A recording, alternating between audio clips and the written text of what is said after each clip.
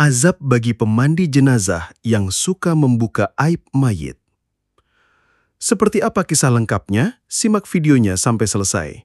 Semoga kalian yang menonton video ini selalu diberikan kesehatan dan dilancarkan rezekinya. Amin.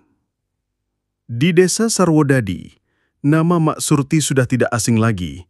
Hampir semua warga mengenalnya sebagai satu-satunya orang yang paling paham urusan memandikan jenazah. Sejak muda, ia memang sudah terbiasa ikut membantu orang-orang tua mengurus mayat. Lama-lama, ketika dirinya makin berumur, keahliannya semakin diandalkan. Mak Surti sebenarnya hanya seorang janda tua. Suaminya sudah meninggal lebih dari 15 tahun lalu karena sakit keras. Anak-anaknya merantau dan jarang pulang. Hidupnya sederhana saja, tinggal di rumah peninggalan orang tua dengan satu kamar, dapur kecil, dan halaman seadanya.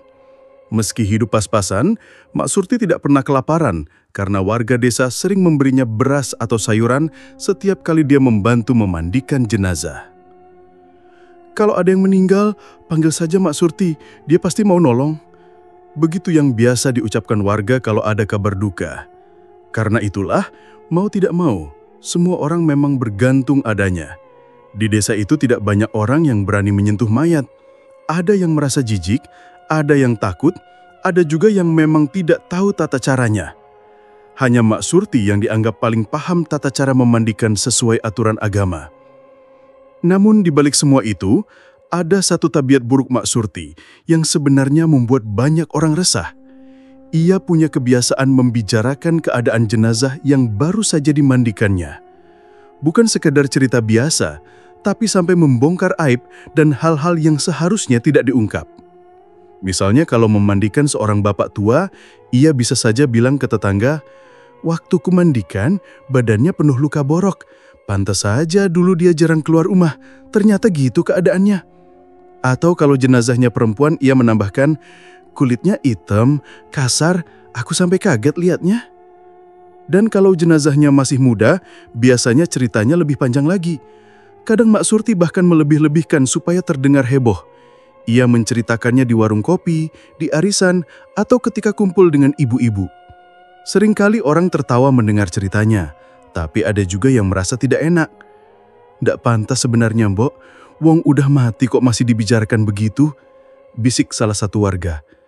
"Tapi mau gimana lagi? Cuma Mak Surti yang bisa mandikan jenazah. Kalau nggak ada dia, siapa lagi?" jawab yang lain. Akhirnya banyak keluarga yang hanya bisa diam meski hatinya sakit mendengar aib orang terdekat mereka diumbar begitu saja. Di rumahnya, Mak Surti hidup sendirian. Ia biasa mengisi waktu dengan berkebun kecil di halaman atau sekedar duduk di beranda sambil ngopi. Kalau ada warga meninggal, ia akan dipanggil, lalu mengurus jenazah seperti biasa. Setelah itu, ia pulang membawa upah seikhlasnya dari keluarga yang berduka.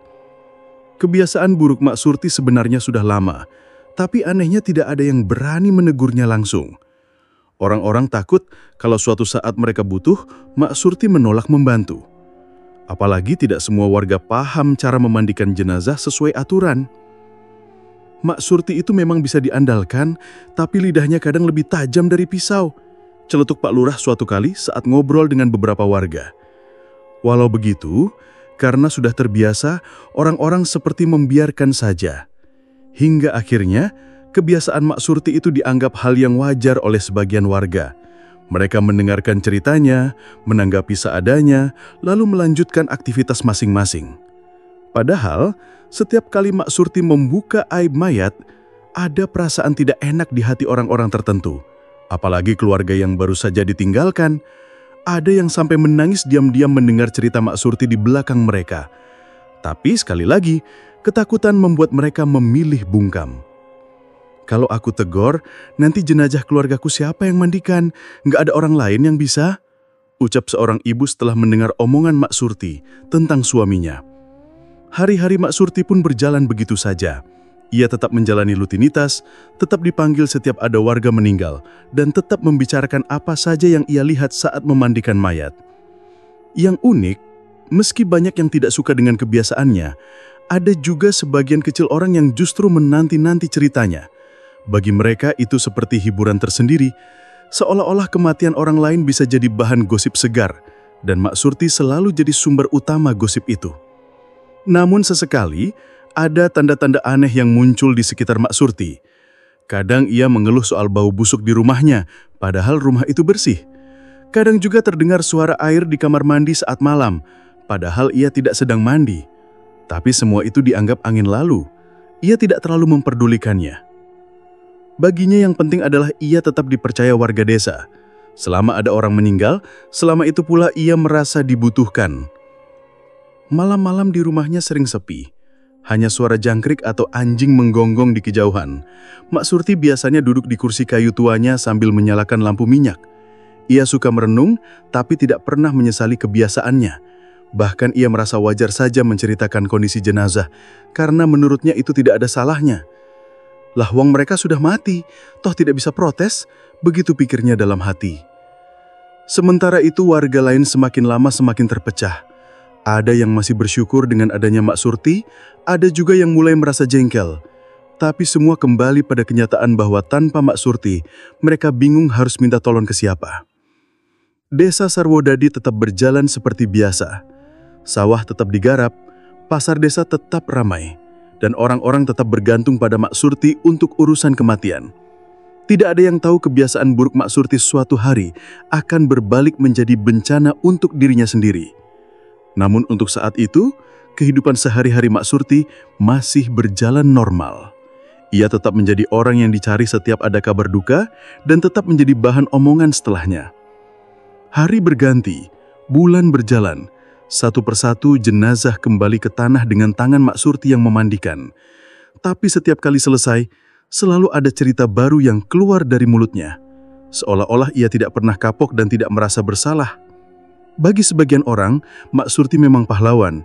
Tapi bagi sebagian yang lain, ia seperti duri yang menancap di hati. Dan diam-diam, bisik-bisik warga mulai muncul. Apa tidak takut dia kena balasan karena sering buka aib mayat? Sampai saat itu, tidak ada yang berani mengatakan langsung di hadapannya. Semua hanya jadi pembicaraan di belakang, sambil berharap suatu saat ada yang berani menggantikan posisi Mak Surti agar mereka tidak lagi bergantung pada sosok yang lidahnya tajam itu. Suatu siang di desa Sarwodadi, kabar meninggalnya seorang lelaki paruh baya bernama Pak Margo cepat menyebar. Lelaki itu memang sudah lama sakit-sakitan, jarang keluar rumah, dan akhirnya menghembuskan napas terakhir di ranjangnya. Seperti biasa, keluarga tidak punya pilihan selain memanggil Mak Surti untuk mengurus jenazah. Mak Surti datang dengan peralatan seadanya, baskom, kain kafan, dan sabun khusus. Proses memandikan berjalan lancar, tapi setelah selesai, cerita baru pun muncul. Di sore harinya, Mak Surti duduk di warung kopi dekat balai desa. Beberapa lelaki sedang nongkrong sambil menyeruput kopi hitam. Tanpa sungkan, Mak Surti berkata, "Waktu mandikan si Margo, aduh, Gusti, badannya penuh luka. Kayak borok ndak pernah disembuhin. Bau banget. Pantes aja dia jarang kelihatan. Rupanya gitu keadaannya."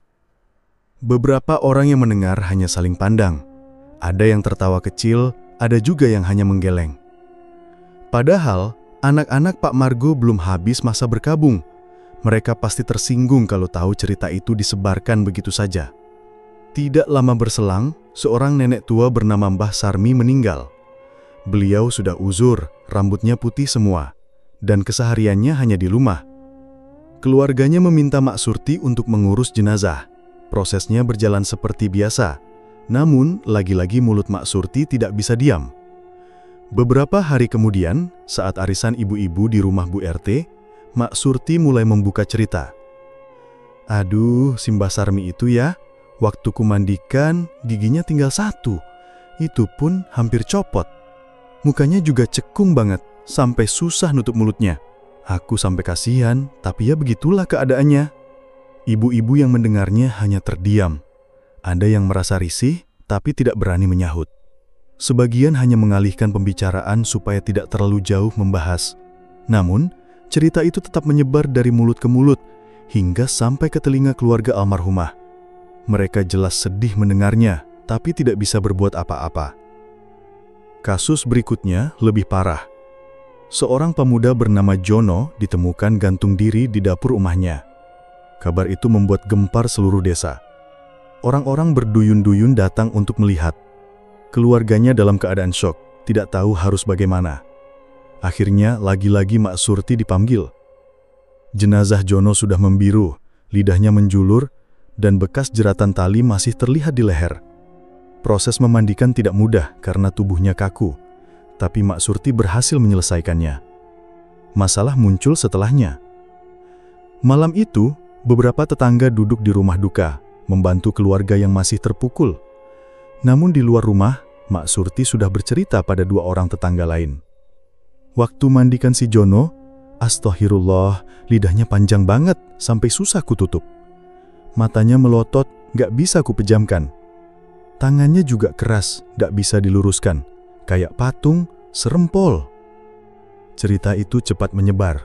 Beberapa anak muda bahkan menertawakannya dengan menirukan gaya mayat yang kaku. Padahal, keluarga Jono sedang berduka berat. Ibunya sampai jatuh sakit setelah mendengar kabar anaknya jadi bahan olokan. Semakin lama, semakin banyak aib yang diumban oleh Mak Surti. Seolah-olah setiap jenazah punya cerita. Dan cerita itu menjadi bahan gosip yang laku keras. Orang-orang kadang pura-pura tidak peduli, tapi diam-diam mereka penasaran ingin tahu apa yang akan diceritakan Mak Surti setelah memandikan jenazah berikutnya. Bagi Mak Surti, membicarakan keadaan mayat seperti sudah jadi kebiasaan. Ia merasa tidak ada yang salah. Wong cuma cerita, bukan fitnah. Aku ngomong apa adanya. Begitu dalihnya kalau ada yang menyinggung. Namun, di balik semua itu, ada beberapa tanda aneh yang mulai sering muncul di rumahnya. Satu malam, setelah memandikan jenazah Jono, Mak Surti mendengar suara tangisan di kamar mandi. Awalnya ia mengira itu suara kucing, tapi semakin lama, suara itu jelas terdengar seperti tangisan manusia. Suaranya lirih, seakan merintih kesakitan. Mak Surti memberanikan diri membuka kamar mandi, tapi tidak ada siapa-siapa. Lantainya kering, tidak ada bekas air, tapi suara tangisan itu masih terngiang di telinganya. Kejadian lain muncul keesokan harinya. Saat ia sedang duduk di beranda, tiba-tiba tercium bau busuk yang menusuk hidung. Ia mengira ada bangkai tikus di dapur. Tapi setelah diperiksa, tidak ada apa-apa. Bau itu tetap ada, bahkan semakin menyengat setiap kali malam tiba. Anehnya, kalau siang hari, bau itu hilang sama sekali.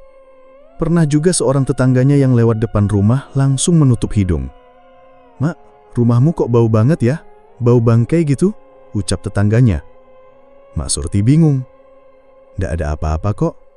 Aku tiap hari nyapu, ngepel, rumah bersih." Tetangganya hanya mengangguk, tapi dalam hati merasa ada sesuatu yang janggal. Meskipun tanda-tanda aneh itu muncul, Mak Surti tidak pernah berhenti dari kebiasaannya. Justru makin menjadi.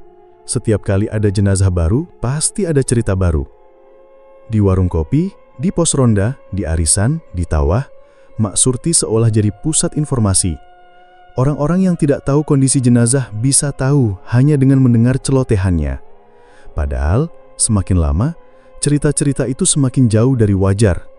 Kadang dilebih-lebihkan, kadang ditambahi bumbu supaya terdengar lebih dramatis. Waktu mandikan si Anu, rambutnya rontok semua. Aku sampai muntah liatnya. Jenazahnya bau banget, kayak bangkai. Aku sampai pakai kain penutup hidung. Tubuhnya keras, kayak kayu. Susah banget kuluruskan. Cerita-cerita seperti itu terus bergulir. Bagi sebagian orang, Mak Surti dianggap berani jujur. Tapi bagi keluarga almarhum, itu adalah penghinaan. Anak sulung Pak Margo sempat menahan emosi mendengar ayahnya jadi bahan gosip. Tapi ibunya menenangkannya. "Sudahlah nak, jangan dilawan.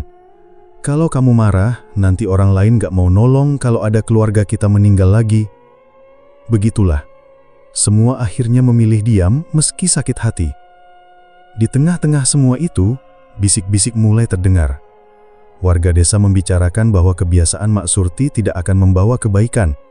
Ada yang bilang ia bisa kena kutukan. Ada juga yang bilang roh-roh jenazah yang aibnya dibuka bisa datang menuntut. Namun, Mak Surti tidak pernah menghiraukan omongan itu. ia tetap merasa biasa saja, bahkan bangga karena selalu dicari setiap kali ada kabar kematian. Yang tidak disadarinya, suara-suara aneh di rumahnya semakin sering terdengar. Tangisan di kamar mandi, suara langkah di malam hari, dan bau busuk yang muncul tiba-tiba. Semua itu makin lama makin jelas, seakan-akan memang ada sesuatu yang sedang menuntut dirinya. Tapi Mak Surti menutup mata dan telinga. Baginya itu hanya kebetulan. Ia lebih sibuk memikirkan siapa lagi yang akan jadi jenazah berikutnya, dan cerita apa yang bisa ia sebarkan setelahnya. Desa Sarwodadi tiba-tiba heboh dengan kabar meninggalnya seorang wanita muda bernama Rukayah. Usianya baru sekitar 25 tahun. Wajahnya cantik, ramah, dan dikenal supel di kalangan tetangga. Tidak ada yang menyangka ia akan pergi secepat itu. Rukayah selama ini sering sakit-sakitan. Tubuhnya kurus, wajah pucat, dan belakangan ini semakin sering keluar masuk rumah sakit. Rumor di desa menyebar cepat. Ada yang bilang ia sakit keras karena gangguan lambung, ada juga yang percaya ia terkena santet dari orang yang iri pada kecantikannya. Ketika Rukayah menghembuskan napas terakhir, keluarganya menangis histeris. Mereka segera memanggil Mak Surti, karena hanya dialah yang bisa mengurus jenazah. Seperti biasa, Mak Surti datang dengan wajah datar, membawa peralatan lengkap dan langsung menuju kamar tempat jenazah dibaringkan. Saat kain penutup dibuka, tubuh Rukayah tampak kaku dan pucat. Ada beberapa lebam di tangannya, mungkin akibat infus atau penyakit yang diderita. Mak Surti menghela napas panjang, lalu mulai menjalankan tugasnya. Proses memandikan jenazah itu tidak mudah. Rambut Rukayah yang panjang kusut, kulitnya pucat kekuningan, dan tubuhnya begitu ringan seakan-akan tinggal tulang. Meski begitu, Mak Surti tetap menyelesaikan tugasnya. Tidak ada yang aneh saat itu, semua berjalan sesuai tata cara. Setelah jenazah selesai dimandikan dan dikafani, keluarga merasa lega. Mereka berterima kasih kepada Mak Surti. Namun seperti biasa, mulut Mak Surti kembali gatal untuk bercerita. Sore harinya saat beberapa tetangga berkumpul di depan rumah duka, Mak Surti mulai membuka omongan. Dengan suara yang cukup keras agar orang-orang mendengar, ia berkata, "Kasihan si Rukayah itu, badannya kurus kering, kulitnya hitam penuh bintik, rambutnya kusut ndak karuan, susah sekali kuurai. Padahal dulu katanya cantik.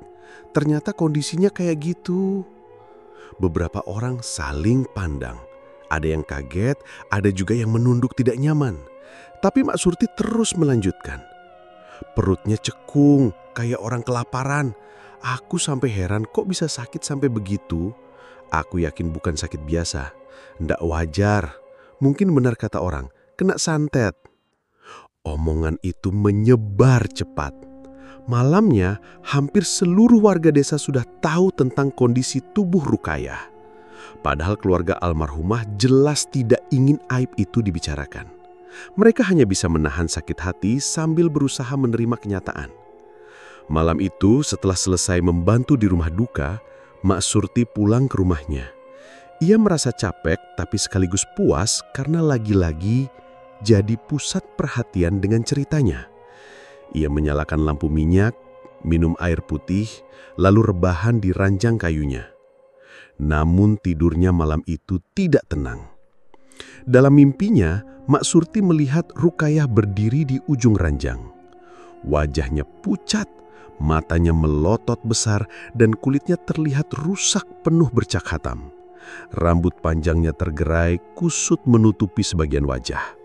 Dengan suara parau, Rukayah berkata, "Kenapa kau buka aibku, Mak? Aku sudah mati. Tutuplah keadaanku. Jangan ceritakan pada siapa-siapa."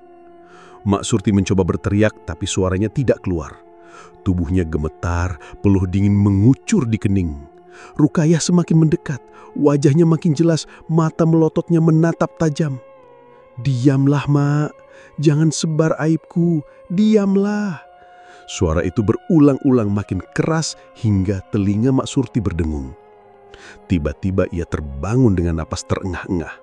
Tubuhnya basah oleh keringat, seakan habis lari jauh. Ia menoleh ke sekeliling, tapi kamarnya kosong. Lampu minyak masih menyala redup.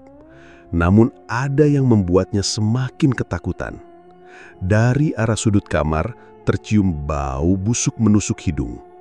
Bukan bau biasa, melainkan bau bangkai yang membuat perut mual. Ia menutup hidung dengan kain, tapi bau itu tetap terasa. Ia berusaha menenangkan diri. Ia berdiri, menyalakan dupa kecil di pojokan kamar, berharap bau itu hilang. Namun, meski dupa menyala, bau busuk tetap ada, bahkan semakin lama semakin kuat. Ia berusaha mencari sumbernya, membuka lemari, memeriksa kolong ranjang, tapi tidak ada apa-apa. Bau itu muncul begitu saja. Tidak ada penjelasan. Sambil bergumam sendiri, Mak Surti kembali siduk di ranjang. Mungkin aku cuma kecapean. Gara-gara tadi memandikan jenazah, besok pasti hilang, pikirnya. Namun malam itu tidurnya tidak nyenyak. Setiap kali ia memejamkan mata, bayangan Rukayah kembali muncul. Kadang Rukayah menangis, kadang tertawa dengan suara yang aneh. Pagi harinya, Mak Surti bangun dengan mata sembab dan tubuh lemas. Tetangganya yang lewat sempat menegur. "Mak, kok kelihatan pucat? Kurang tidur ya?" Mak Surti hanya mengangguk tanpa menjawab panjang. Ia tidak berani bercerita soal mimpinya. Meski begitu, kebiasaannya tidak berhenti.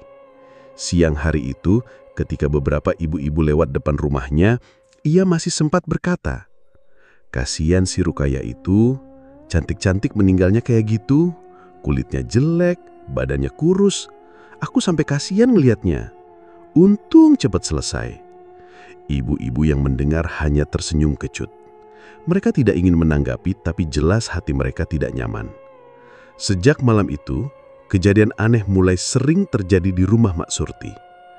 Bau busuk tidak pernah benar-benar hilang. Siang hari kadang lenyap, tapi begitu malam datang, bau itu muncul lagi, memenuhi kamar dan membuatnya sulit tidur. Kadang juga terdengar suara langkah pelan di kamar mandi. Suara air menetes meski keran sudah ditutup rapat. Bahkan pernah saat ia sedang buang air, terdengar suara perempuan menangis lirih di sudut kamar mandi. Ia langsung keluar terburu-buru, tidak berani menoleh ke belakang. Meski diganggu begitu, ia tetap tidak sadar bahwa semua itu ada hubungannya dengan kebiasaan buruknya. Ia hanya menganggap itu gangguan kecil yang akan hilang sendiri. Padahal, malam demi malam, sosok Rukayah dalam mimpi makin jelas, makin sering muncul. Setiap kali Mak Surti mencoba tidur, ia merasa ada yang mengawasinya dari pojokan kamar. Dan bau busuk yang tidak pernah hilang itu seakan jadi tanda bahwa dirinya mulai dihantui. Sejak kejadian mimpi buruk tentang Rukayah, hidup Mak Surti makin tak tenang. Tidur malam selalu disertai rasa takut. Kalau lampu dipadamkan, bayangan wajah-wajah menyeramkan sering muncul di sudut kamarnya. Kalau ia nekat memejamkan mata, seolah ada yang berdiri di samping ranjang, mengawasinya diam-diam. Awalnya Mak Surti mencoba mengabaikan semua itu. Ia berpikir mungkin cuma karena kelelahan atau kecapean memandikan jenazah. Tapi lama-lama kejadian aneh itu makin sering. Suatu malam, sekitar pukul 2, ia terbangun karena mendengar suara gemericik air dari kamar mandi. Padahal ia yakin tidak ada orang lain di rumah. Dengan langkah pelan, ia berjalan ke arah kamar mandi. Suara itu makin jelas, persis seperti orang sedang menyiram air ke tubuh. Begitu pintu didorong, kamar mandi terlihat kosong. Lantai kering, gayung tergantung di tempatnya. Tidak ada tanda-tanda bekas air. Mak Surti berdiri lama di depan pintu. Jantungnya berdegup kencang. Mungkin cuma pikiran sendiri. Gumamnya pelan sambil menutup pintu. Tapi saat ia berbalik, samar-samar terdengar suara tangisan. Suaranya lirih, seperti orang menahan sakit. Mak Surti terdiam, matanya mencari-cari asal suara.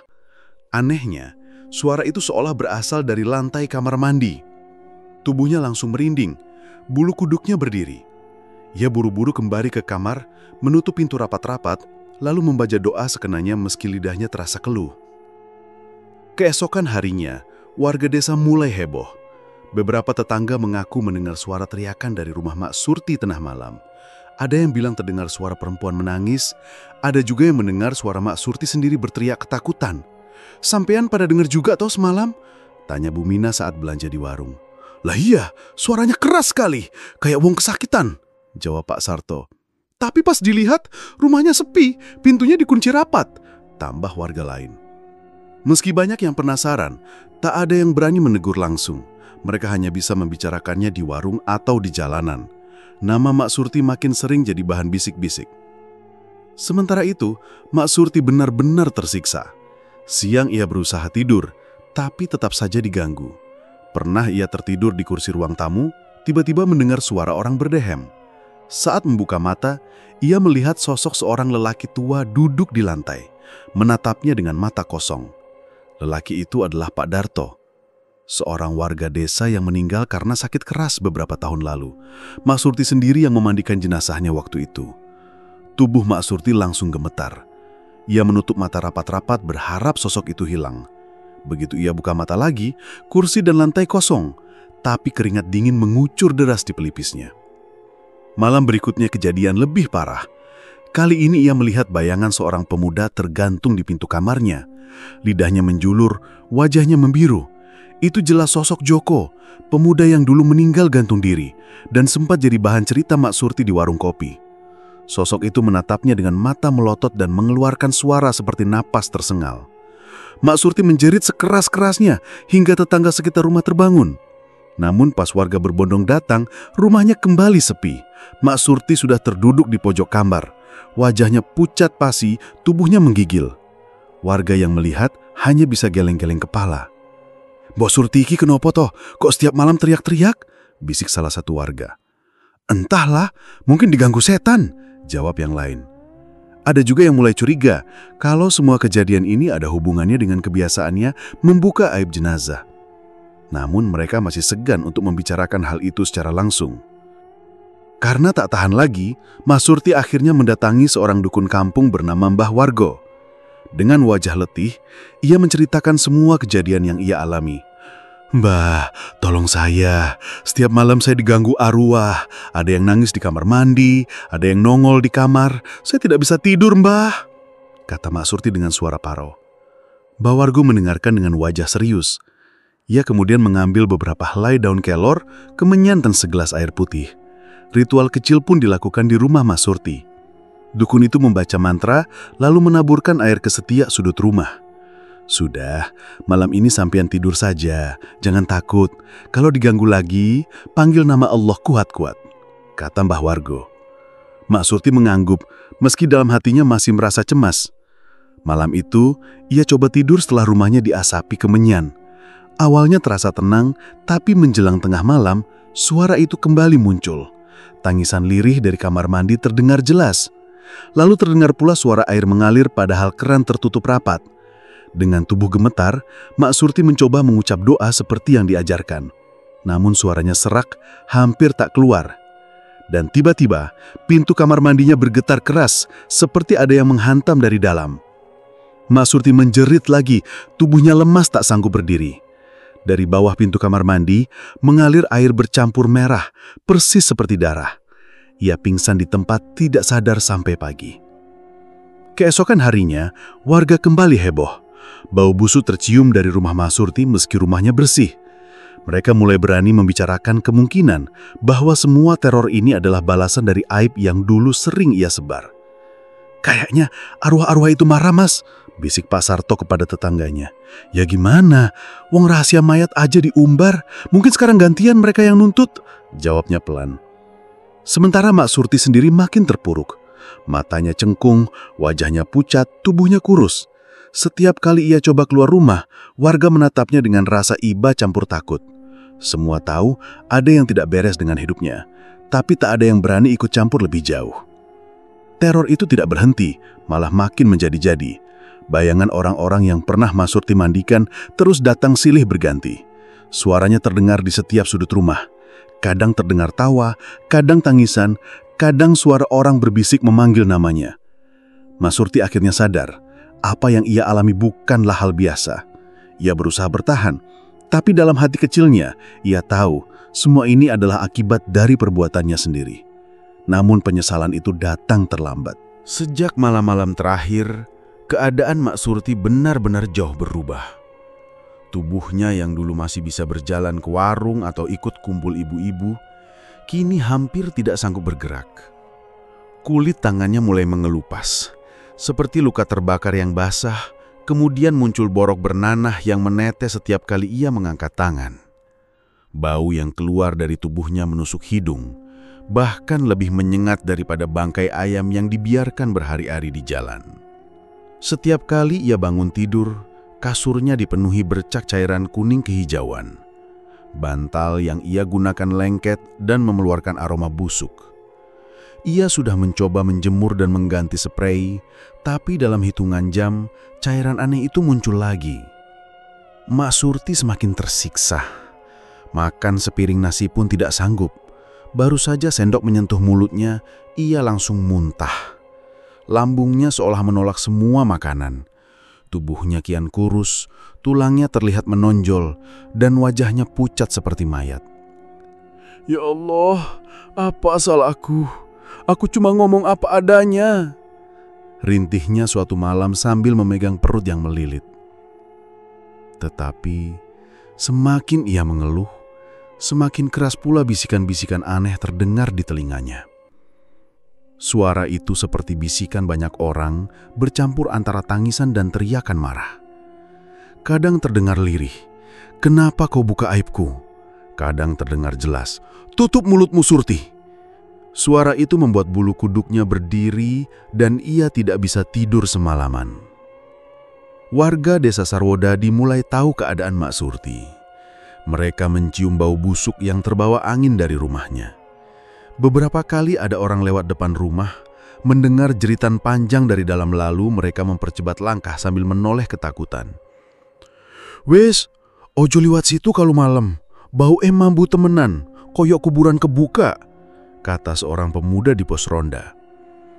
"Iyo, aku wes denger suara wong nangis malam, tapi ra ngerti nang jero opo nang mimpiku," sahut yang lain sambil merapatkan jaketnya. Ibu-ibu di warung juga membicarakannya.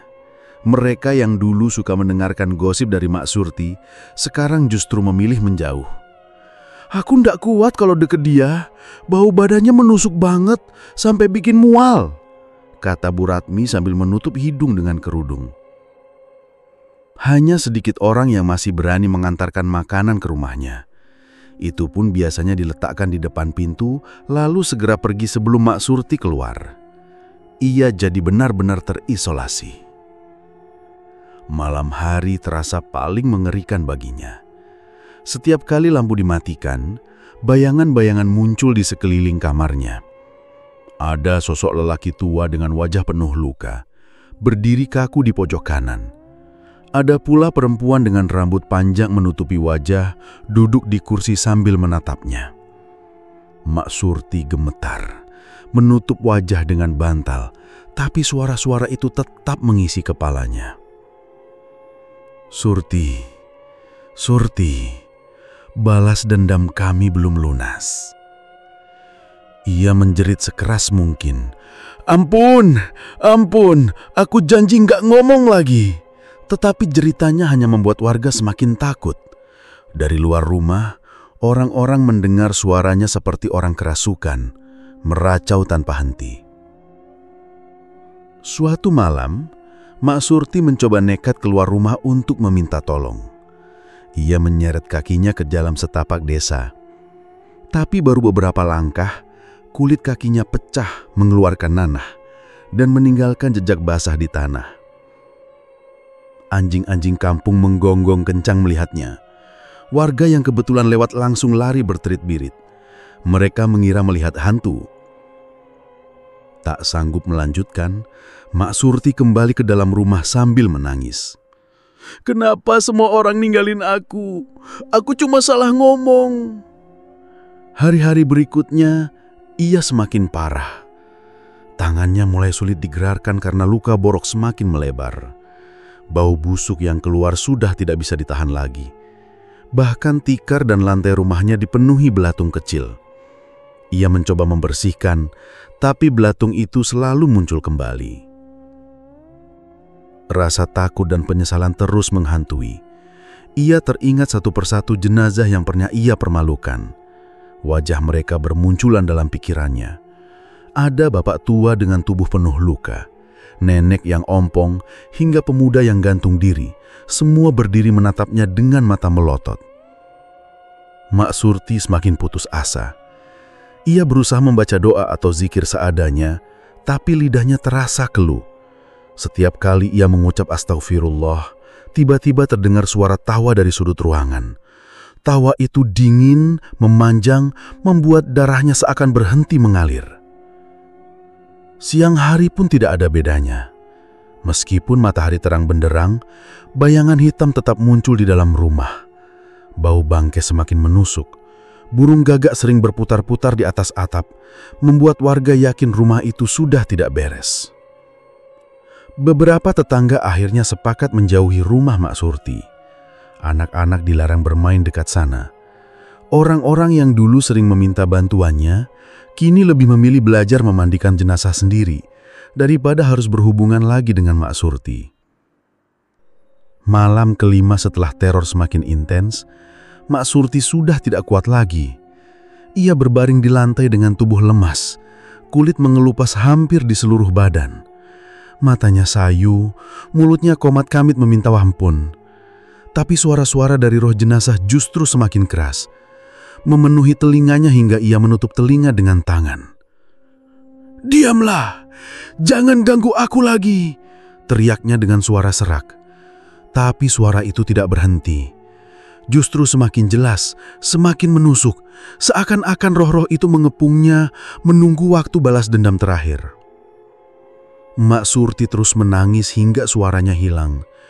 Ia benar-benar terjebak dalam azab yang tak seorang pun bisa menolongnya. Malam itu desa Sarwodadi mendadak gempar. Dari rumah Mak Surti terdengar jeritan panjang memecah kesunyian. Suara itu membuat warga yang sedang tidur terbangun dengan kaget. Beberapa orang keluar rumah, saling pandang dan memastikan arah jeritan. Tidak lama kemudian suara itu terhenti mendadak, menyisakan keheningan yang membuat bulu kuduk berdiri. Beberapa lelaki desa akhirnya memberanikan diri mendekati rumah Mak Surti. Mereka membawa obor dan senter karena suasana benar-benar gelap. Saat pintu rumah diketuk, tidak ada jawaban. Namun bau busuk menyengat langsung menusuk hidung. Semakin lama, bau itu makin kuat, membuat beberapa orang terpaksa menutup hidung dengan kain atau baju mereka. "Waduh, baunya kayak bangkai," ujar salah seorang warga dengan wajah pucat. "Kayaknya ada yang tidak beres, kita dobrak aja," sahut yang lain. Akhirnya pintu didobrak. Begitu terbuka, hawa pengap bercampur bau busuk menyebar deras. Orang-orang yang masuk terpaksa menahan napas. Pemandangan di dalam rumah membuat sebagian dari mereka mundur ketakutan. Di tengah ruangan, tubuh Mak Surti tergeletak tak bernyawa. Wajahnya pucat membiru, kulit tubuhnya tampak melepuh dan mengelupas. Yang lebih mengerikan, daging di lengannya sudah tampak membusuk seperti mayat yang dikubur berhari-hari, padahal ia baru saja meninggal. Warga desa saling pandang, tak percaya dengan apa yang mereka lihat. Seorang bapak tua berbisik lirih, "Innalillahi, ini ngeri banget. Baru semalam masih hidup, kok bisa jadi kayak gini?" Kabar kematian Mak Surti cepat menyebar. Warga berdatangan, sebagian karena rasa penasaran, sebagian lagi untuk memastikan apa yang sebenarnya terjadi. Tapi semakin banyak orang yang datang, semakin kuat bau busuk yang menguar. Anak-anak kecil yang ikut orang tuanya sampai menangis ketakutan. Tidak ada yang berani mendekat terlalu lama. Akhirnya beberapa lelaki yang biasanya mengurus jenazah warga dipanggil. Mereka memutuskan untuk segera memandikan jenazah Mak Surti, meski sebenarnya mereka merasa berat. Bukan hanya karena baunya, tapi juga rasa ngeri melihat kondisi tubuh almarhumah. Jenazah kemudian dibawa ke kamar mandi rumahnya. Namun masalah baru muncul. Saat air disiramkan ke tubuh Mak Surti, bukannya membersihkan, air itu justru berubah menjadi hitam pekat, seakan bercampur dengan darah busuk. Semakin banyak air yang dipakai, semakin keruh dan amis baunya. Orang-orang yang memandikan jenazah mulai saling pandang. "Airnya jadi kayak comberan," kata salah seorang dari mereka dengan wajah mual. "Kalau gini terus, gimana mau bersih?" saut yang lain dengan suara gemetar. Mereka tetap berusaha membasuh berulang-ulang, namun bukannya semakin bersih, tubuh Mak Surti justru semakin sulit disentuh. Kulitnya gampang sobek, mengeluarkan cairan bau yang membuat orang-orang hampir muntah. Bahkan sabun dan air bunga yang biasanya dipakai pun tidak memberi perubahan apa-apa. Warga yang menunggu di luar kamar mandi pun mulai resah. Mereka bisa mencium bau busuk sampai ke jalan. Beberapa perempuan menutup wajah dengan kain. Ada pula yang memilih pulang karena tidak tahan. "Ini bukan mayat biasa," bisik seorang ibu kepada tetangganya. Para lelaki yang memandikan jenazah makin kewalahan. Mereka akhirnya menyerah, memutuskan hanya membersihkan sebisa mungkin, lalu segera mengkafani. Namun masalah kembali muncul. Kain kafan yang dipakai selalu basah oleh cairan busuk dari tubuh Mak Surti. Setiap kali kain diganti, hasilnya sama, hingga akhirnya mereka pasrah, membungkus dengan apa adanya, meski jauh dari kata layak. Ketika jenazah dibawa ke masjid untuk disolatkan, suasana makin mencekam. Bau busuk semakin menyengat hingga memenuhi ruangan. Orang-orang yang tadinya berniat ikut solat jenazah, banyak yang mundur ke halaman karena tidak tahan. Hanya segelintir orang yang benar-benar bertahan di dalam. Imam desa yang memimpin solat terlihat menahan mual, namun tetap melanjutkan karena merasa itu kewajiban. Setelah itu jenazah segera dibawa ke pemakaman. Perjalanan menuju liang lahat terasa berat. Beberapa orang yang mengangkat keranda mengeluh karena tubuh Mak Surti seperti lebih berat dari biasanya. Selain itu, cairan hitam menetes dari keranda, meninggalkan jejak bau busuk di sepanjang jalan. Warga yang melihat dari pinggir jalan spontan menutup hidung dan menghindar. Sesampainya di pemakaman, prosesi penguburan dilakukan dengan cepat. Orang-orang tidak berani berlama-lama. Begitu jenazah dimasukkan ke liang lahat, tanah segera ditimbun. Namun meski sudah tertutup tanah, bau busuknya masih menyeruak hingga ke permukaan. Beberapa warga sampai bergidik ngeri dan saling berbisik. Azab Gusti Allah memang nyata. Selama hidup suka membuka aib orang yang sudah meninggal, akhirnya dia sendiri dipermalukan setelah mati, sahut yang lain. Setelah prosesi selesai, warga segera bubar. Hampir tidak ada yang mau berlama-lama di makam itu. Malam harinya, beberapa orang yang rumahnya dekat kuburan mengaku mencium bau busuk yang sama, seakan-akan jenazah Mak Surti tidak pernah benar-benar tenang di dalam tanah. Kematian Mak Surti menjadi buah bibir seluruh desa Sarwodadi. Orang-orang yang dulunya tahu kebiasaan buruknya, kini merasa yakin bahwa semua itu berbalik kepada dirinya. Warga mulai mengambil pelajaran, terutama mereka yang sering berkumpul di warung atau arisan. Tidak ada lagi yang berani menjelek-jelekkan jenazah. Bahkan menyebut kekurangan orang yang masih hidup pun mulai dihindari, takut bernasib sama. Sejak hari itu, rumah bekas Mak Surti ditinggalkan kosong. Tidak ada yang berani menempatinya, meski sempat ditawarkan kepada sanak saudara. Mereka khawatir gangguan yang menimpa Mak Surti akan berlanjut kepada siapa saja yang berdiam di sana. Rumah itu perlahan terbengkalai, dindingnya mulai berlumut, atapnya bocor, dan pekarangannya dipenuhi semak belukar. Orang yang lewat pun enggan menoleh karena katanya bau busuk kadang masih tercium dari dalam. Bagi warga Sarwodadi, peristiwa itu menjadi peringatan besar. Tidak ada lagi yang memandikan jenazah dengan sembarangan. Setiap ada kematian, mereka bergotong royong membantu memastikan jenazah diperlakukan dengan hormat. Tidak ada satupun yang berani membicarakan aib si mati, karena mereka sudah menyaksikan sendiri bagaimana akhir dari orang yang melakukannya. Kisah kematian Mak Surti terus diceritakan dari mulut ke mulut. Anak-anak muda mendengarnya sebagai peringatan dari orang tua mereka. Bagi warga yang lebih tua, itu jadi bukti bahwa perbuatan semasa hidup pasti mendapat balasannya.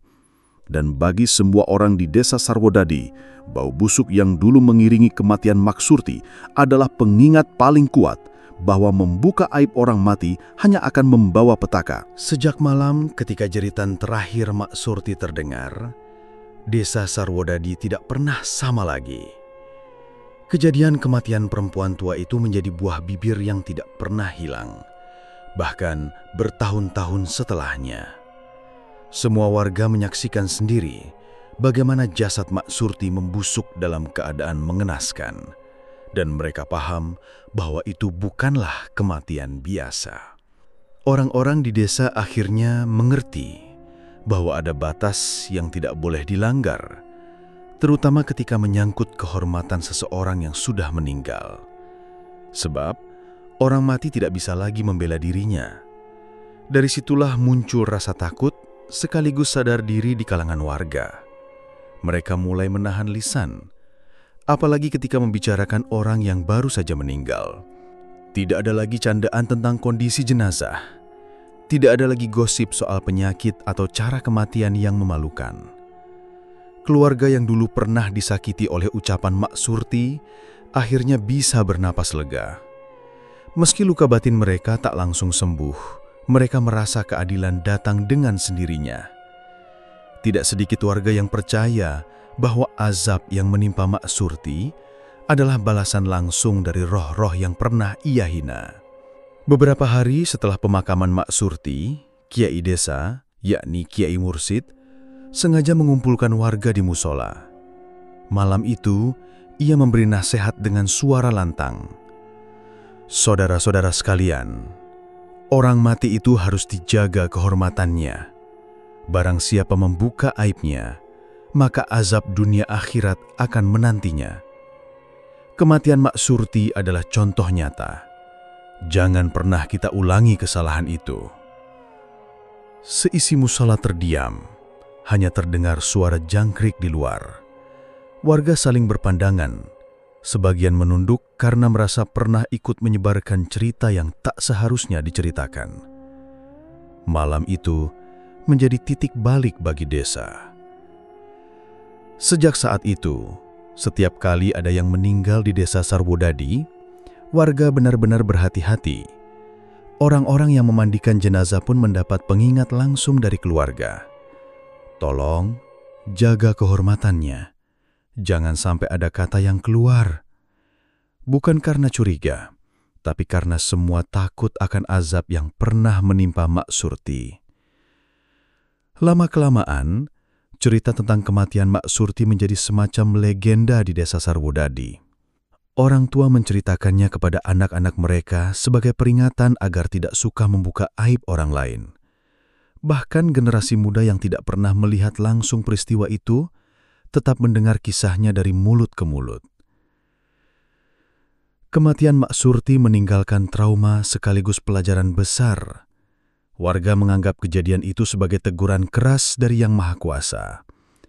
Azab itu bukan hanya menimpa Mak Surti seorang, tapi juga menjadi peringatan bagi seluruh desa. Dan hingga bertahun-tahun kemudian, setiap kali ada orang yang mulai bergosip soal aib orang lain, selalu ada yang menegur dengan kalimat yang sama.